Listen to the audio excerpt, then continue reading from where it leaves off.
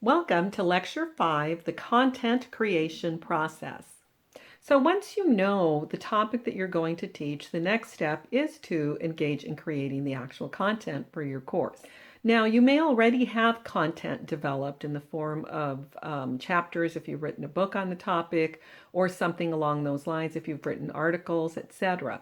But if you don't have content, we're going to discuss a process by which you can take what you know and use your knowledge to create the content for your course.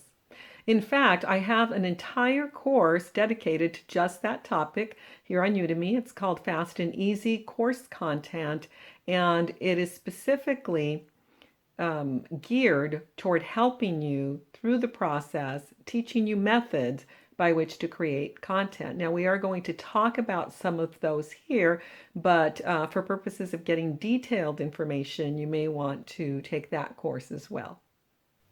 As a brief overview, that course teaches a process for engaging in a brainstorming session, even if it's just with yourself as the expert, and using the information that comes from that brainstorming session, taking it, organizing it, and fleshing out actually the content from there.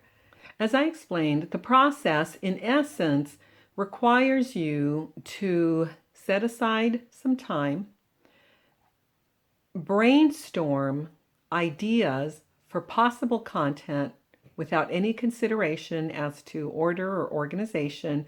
It's a matter of just using your brain in a process that requires you to very quickly generate ideas without any limitation. And once you've done that, you take that content or those ideas and you begin organizing them into a logical format, almost like an outline, a course outline or syllabus. Then the next step is to flesh out and build on that information by filling in the gaps. And then once the content is fleshed out, just finalizing it, adding final touches, and then that content is ready to be recorded. Again, this is a simplified version of the process, and I would encourage you, if you want more detail, to enroll in the Fast and Easy Course Content course, which provides, again, it's an entire course dedicated to that process in essence. So here we have an exercise basically utilizing the same steps, and that is what I will ask that you engage in next. For this exercise, here is step 1. Step 1, schedule a brainstorming session.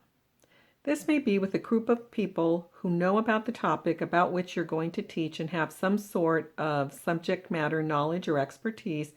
Or if you are the subject matter expert, it's basically sitting down and generating those ideas, as I previously mentioned, for topics and subtopics that could be included in your course. You will need a Sharpie type of marker and some index cards. You will, using the unlined side of the index card, begin just randomly writing down any topic idea that comes to mind. And you do one per card. You do that as quickly as possible because you gain momentum until you finally run out of ideas of topics or subtopics that could be included in the course. As you do so, as you write down the ideas, please pay no attention to any order, organization, even spelling, because again, the idea is to generate content ideas and not to have, at this point, a perfect product. Step 2, take all of the cards and in no particular order, tape them to a wall or spread them out on a table so that you can view all of them at once.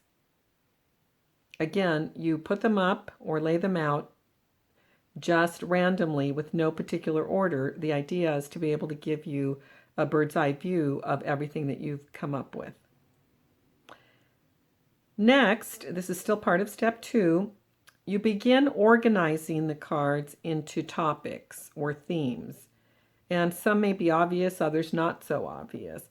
So start putting them in order from main topics to subtopics. Start creating some sort of logical outline, if you will. If you forgot a topic or see something that's missing, you can certainly add it at this point in time. Step 3, once the cards are organized, use the cards to create an initial skeletal outline.